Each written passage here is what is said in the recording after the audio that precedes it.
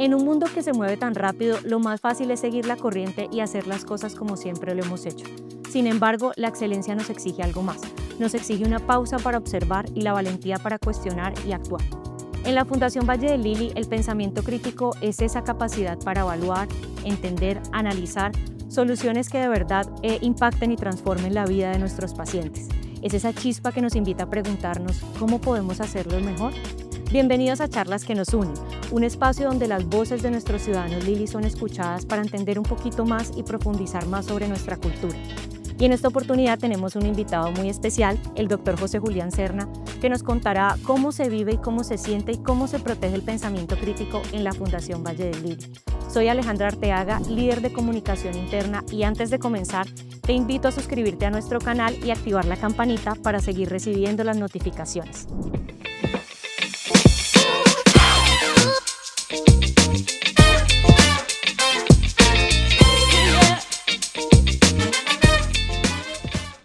Bueno, doctor, bienvenido a este espacio. Gracias por acompañarnos el día de hoy. Quiero comenzar que nos cuente un poquito sobre su trayectoria. ¿Cómo llegó a Fundación Valle de Lili? ¿Cómo hizo parte de esta familia Lili? Hola Aleja, muchas gracias por invitarme a esta charla. Pues hombre, a ver, yo soy de Medellín, soy el mayor de 4 hermanos, estudié medicina en la Universidad de Antioquia, luego me vine a estudiar cirugía general acá a Cali, en la Universidad del Valle, y una vez terminé mi entrenamiento en cirugía general, hice un entrenamiento en cirugía de trauma y emergencias, también en la Universidad del Valle. En ese momento ingresé a la Fundación Valle de Lili, eso fue en el año 2018. Y de ahí para acá me fui a estudiar cirugía vascular en la Universidad de Antioquia y regresé, y ahora pues soy el cirujano vascular del grupo de cirugía de trauma de la fundación, y además pues estoy casado con una caleña Ujú. ya hace poco más de un año, con una mujer hermosa que admiro mucho, y pues eso ya me tiene atado completamente pues a esta ciudad. A Cali, ya entonces se enamoró completamente de la ciudad a nivel familiar y a nivel personal y a nivel profesional. Doctor, quiero que me cuenten esa labor diaria y en ese cargo tan importante que tiene actualmente, ¿cómo hace para que esa prisa no le gane al análisis, teniendo en cuenta que ese pensamiento crítico se entiende como analizar, detenerse y para poder proponer soluciones? Aleja, mira, cuando llega un paciente herido eh, por un accidente o por una agresión, y el paciente llega muy grave, todo el mundo corre, las alarmas suenan, el equipo se pone a trabajar, y todo el mundo tiene unas tareas que sabe que las tiene que hacer y las va haciendo como de una manera, no digamos que automática, pero de una manera secuencial. Y nuestra labor como líderes del grupo de trauma es tener la claridad para hacer esa pausa, saber entender que cada decisión que nosotros tomemos va a impactar a esa persona que tenemos acostada en la camilla, y no solo a esa, sino a la familia que está afuera esperándolo. Entonces eso se vuelve más que un proceso automático, una responsabilidad moral con ese paciente y con su familia. Entonces, tomar esa pausa para nosotros es muy importante. ¿Eso cómo se logra? Hombre, eso se logra, digamos que con varias cosas. La primera es entrenando, entrenándose en conocimientos técnicos, pero también entrenándose en situaciones como estas, poniéndose en simulación previa en situaciones de peligro y de estrés como estas, para vos aprender a respirar, a tomar calma y entender básicamente 3 cosas. ¿Qué es lo más importante para ese paciente? ¿Qué es lo que lo va a matar en los próximos segundos? ¿Y qué es lo mejor que yo puedo hacer para evitar que eso pase? Entonces, eso se hace básicamente con entrenamiento y poniéndose en esas situaciones previo a que la cosa pase. Ok, doctor. Y ahora yéndonos un poquito a su entorno familiar, ante alguna situación y dificultad que tenga en casa, por ejemplo, un problema muy cotidiano puede ser, ¿cómo hace para encontrar esa solución desde el pensamiento crítico, por ejemplo? A ver, en la casa es diferente, ¿no? Porque aquí cuando uno trabaja, todos trabajamos en equipo. Aquí cuando estamos enfrentando a un paciente, trabajamos todos en equipo para el beneficio de una persona, Ujú. ¿cierto? De ese paciente que necesita nuestra ayuda para salir de una situación muy compleja que tiene en esos momentos. En la casa es diferente. En la casa se trabaja en equipo, pero no para el beneficio de una sola persona, sino del equipo como tal. Entonces, en la casa, cada decisión que uno tome deben tener en cuenta no solamente el beneficio personal, sino el beneficio grupal. Muchas veces lo que uno decide para uno no es lo mejor para la otra persona de la familia y por eso las decisiones ahí son diferentes. Nosotros hace poco en la familia tuvimos una situación un poco desafiante con respecto a mis padres y a la hora de tomar las decisiones nos sentamos con mis hermanos y a la hora de decidir era eso, hombre, esto puede ser que sea lo mejor para nosotros, pero será lo mejor para mi papá y para mi mamá. De pronto no. Y en ese ambiente familiar es decidir como grupo para el beneficio del grupo. Entonces creo que ahí las cosas funcionan un poquito diferente. Ahora yo quisiera que usted me contara en qué pequeños detalles un ciudadano Lili puede evidenciar ese pensamiento crítico. Yo creo que el pensamiento crítico puede ser muy teórico y uno puede hablar de pensamiento crítico en una conferencia, puede hablarlo en una presentación, pero el pensamiento crítico se empieza a vivir o la gente lo identifica en el trabajo de cada uno de los equipos. Entonces, aquí yo te voy a contar un caso muy particular nuestro, en nuestro equipo. Nuestro jefe es una persona con una trayectoria de décadas muy larga, el doctor Carlos Ordóñez, y él es una persona que siempre ha estimulado en el equipo el pensamiento crítico. ¿Y cómo lo hace?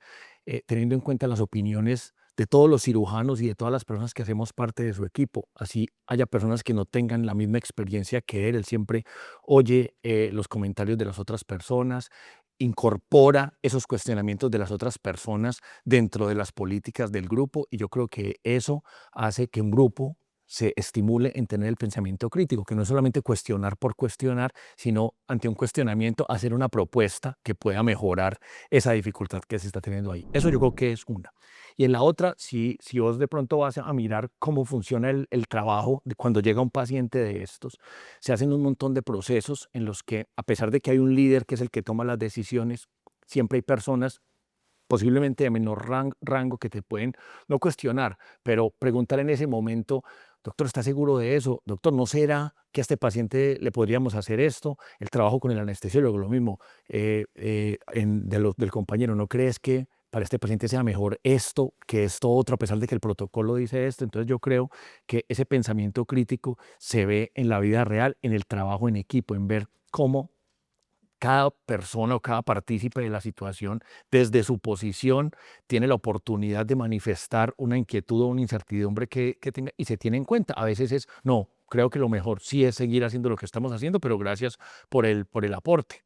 Sí. Doctor, ahora que lo menciona, ¿ha tenido alguna situación que nos quiera contar que de pronto incluso sus mentores y sus maestros, como el doctor Ordóñez que menciona, que usted esté seguro de una decisión y él tenga digamos, otra visión de lo que estén haciendo en ese momento y usted haya tenido que levantar la mano y decir, no, así no es, o sea, debatir un poco con esas personas que incluso han sido sus mentores? ¿Se le ocurre alguna situación o ha tenido casos así? A ver, mira, esto del pensamiento crítico y del trabajo al interior de un grupo de cirugía de trauma, digamos que para poder sostener eso en el tiempo se deben hacer varias cosas.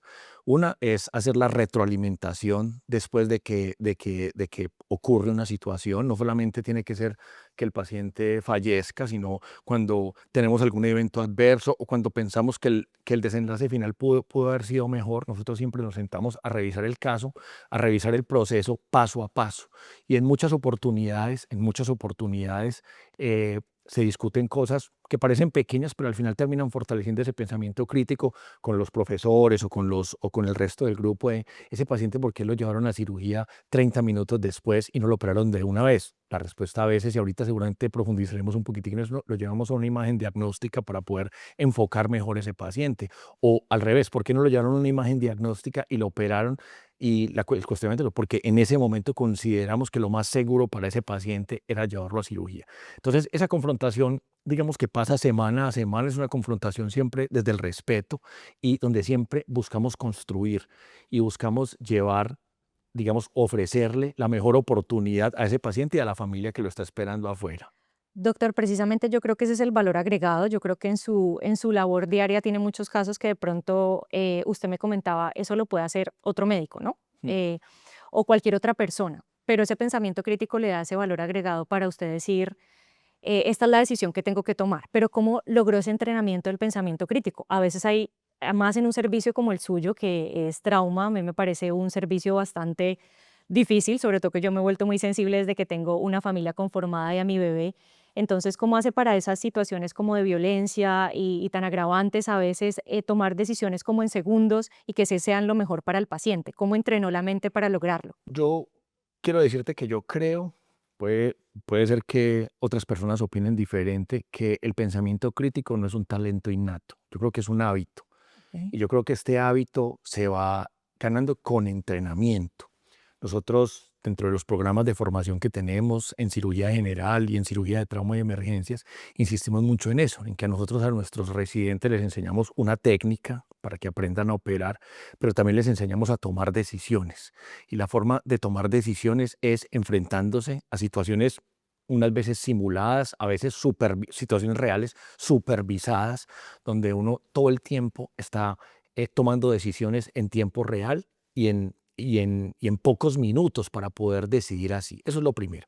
Lo segundo es tener los conceptos claros, ¿cierto? Uno, frente a un paciente que se está muriendo por sangrado, debe tener conocimientos previos de cuáles son las indicaciones para transfundirlo, cuáles son las indicaciones para operarlo, cuál es la mejor cirugía para ese paciente, cuál es la mejor incisión o el mejor abordaje que le voy a hacer a ese paciente. Digamos que todo ese conocimiento previo debe tenerse, pero a veces, a pesar de que la indicación primera es hacer A, uno puede decidir en segundos, no voy a hacer A, voy a hacer B, porque creo que para este paciente en particular eso es mejor.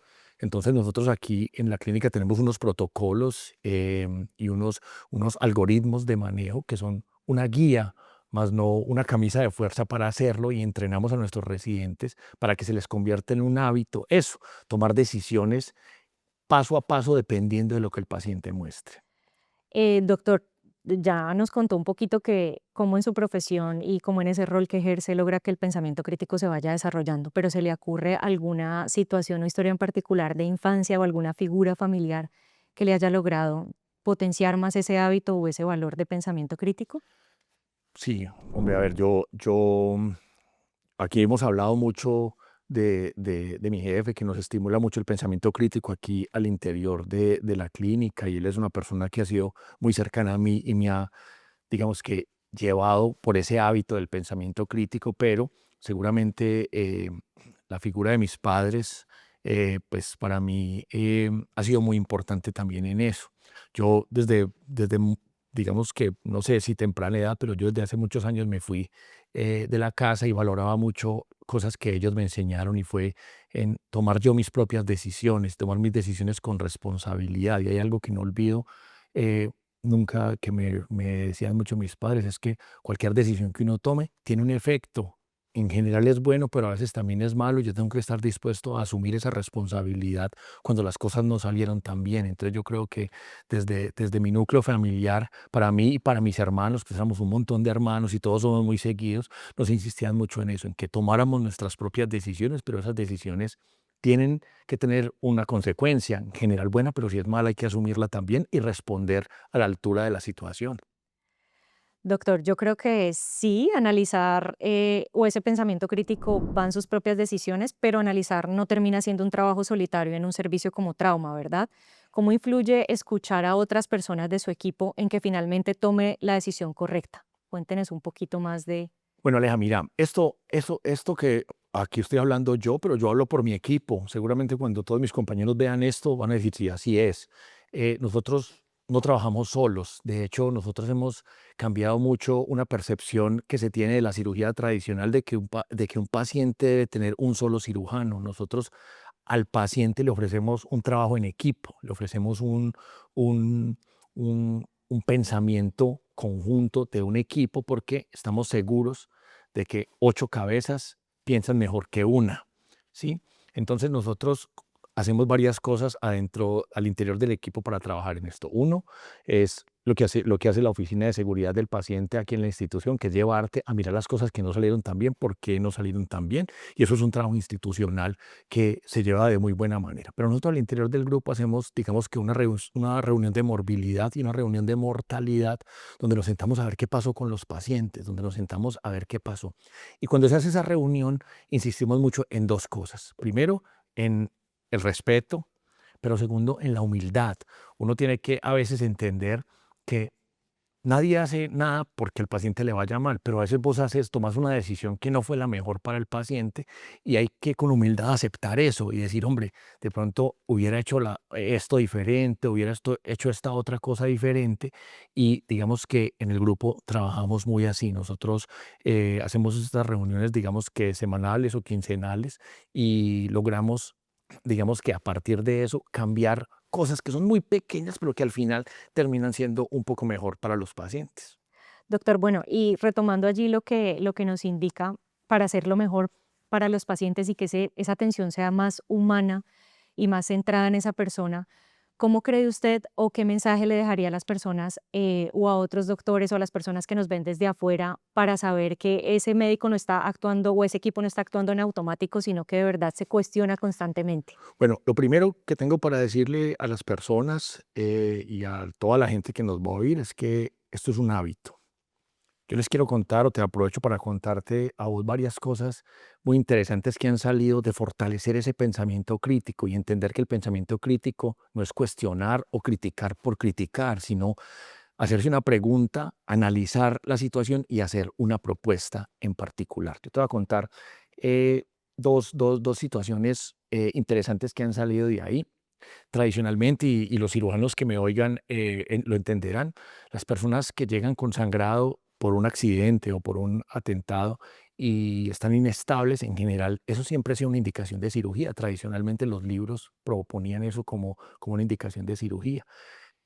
Y al interior del grupo hace unos años se empezó a cuestionar eso y empezamos a hacer un análisis diferente y logramos al interior de la institución crear un protocolo de tomografía corporal total para estos pacientes que logró disminuir los tiempos de la realización de la tomografía, optimizar al paciente para poderlo llegar al tomógrafo haciéndole transfusión de hemoderivados previo a eso y poder llevar los pacientes a hacer una imagen diagnóstica. Nosotros con esto logramos disminuir la cantidad de cirugías que hacíamos y aumentar la cantidad de procedimientos mínimamente invasivos en pacientes de trauma.